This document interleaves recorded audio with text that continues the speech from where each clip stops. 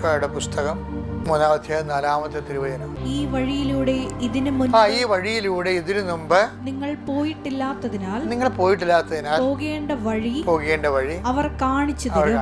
അപരിചിതമായ സാഹചര്യത്തിലൂടെ പോയാലും ദൈവത്തിന്റെ സാന്നിധ്യം ഉണ്ടാകും. ഒറ്റക്കല്ല. അതാണ് ഇതിൻ്റെ അകത്ത് വരുന്നതാണ് യോശുവ 1:9. എന്താണ്? I will come with you wherever you go. ഈ വഴി ഇതിക്കുമ്പോൾ നീ പോയിട്ടില്ല. നീ എവിടെ പോയാലും അപരിചിതമായ വഴിയിലൂടെ ആയാലും ഞാൻ നിൻ്റെ കൂടെ ഉണ്ടാവും. ഇതിനേക്കാൾ ആവശ്യങ്ങൾ ആർക്ക് വേണം?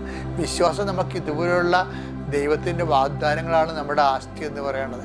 ഇതിൻ്റെ കൂടെ വായിക്കാവുന്നൊരു വചനമാണ് ശരിക്കും പറഞ്ഞാൽ 32:8 സങ്കീർത്തനം. എന്താണ്?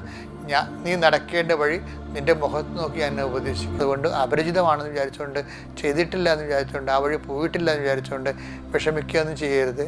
കർത്താവ് നിൻ്റെ കൂടെ ഉണ്ടാകും. ഇന്നത്തെ ദിവസം പ്രത്യേകിച്ച്. Praise the Lord.